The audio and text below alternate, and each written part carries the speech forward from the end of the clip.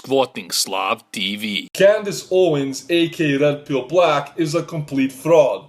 And if hearing this pisses you off, well, it's probably because you're one of her Patreon funding white knights with an incurable case of jungle fever. For those of you that are unfamiliar with Candace Owens, she's an anti-SJW YouTuber who recently made her claim to fame by denouncing her once liberal ideologies and being reborn and red-pilled as a full-on conservative. Oh wow, how original. Recently, Candace has done her rounds on the anti-SJW news carousel and has appeared on various shows, including Steven Crowder, The Rubin Report, and even Paul Joseph Watson. In the course of 2.5 months and with only 14 videos, she's already accumulated over 147,000 subscribers, and the last time I checked, she was making around $3,000 on Patreon. Now this is all nice and good, but the problem is that Candace Owens wasn't always as conservative and red-pilled as she claims to be. As recently as of April of 2016, Candace was the CEO of an anti-cyber harassment startup called Social Autopsy.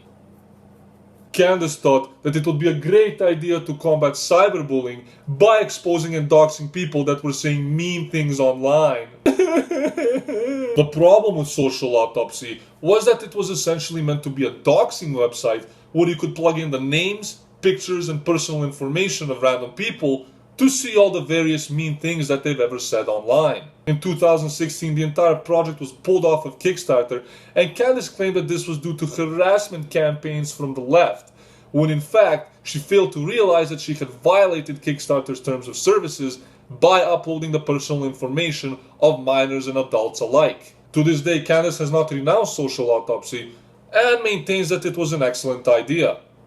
Oddly, none of the news shows that she's appeared on have asked her much about Social Autopsy at all, and Candace continues to blame leftist mobs and doxers for taking the entire project down. The truth is, it wasn't only leftists who were opposed to her project, because anyone with half a brain can realize that having an entire website solely dedicated to doxing people is in fact very troubling. Now, I know a lot of you are going to disagree with me, and that's fine. You're going to tell me that this entire ordeal was in fact her red pill moment.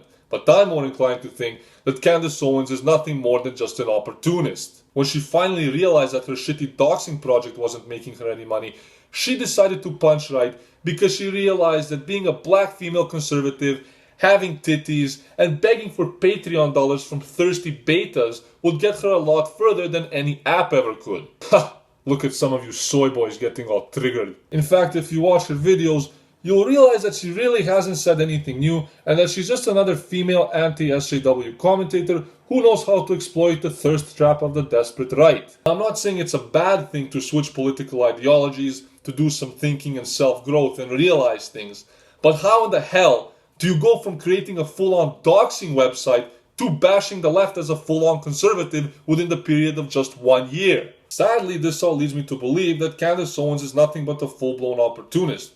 I even want to go a step further and say that she might in fact be some kind of infiltrator who's just here to gather more information for her sick doxing projects. Whatever the case may be, I'm glad that a couple of the people that I follow here on YouTube have called her out for being the shady chick that she is. While Candace Owens hasn't responded to any of the criticisms regarding herself or Social Autopsy, she continues to play this victim card by claiming that the left is leading a misinformation campaign against her, when in reality she's just doing this because she's incapable of handling criticism. These evasive tactics are something that we've seen SJWs employ over and over again in the past, so I really don't think that Candace Owens has made any kind of real transition. In fact, the only real change she's ever made is that she went from being red pill black to now being red pill whack.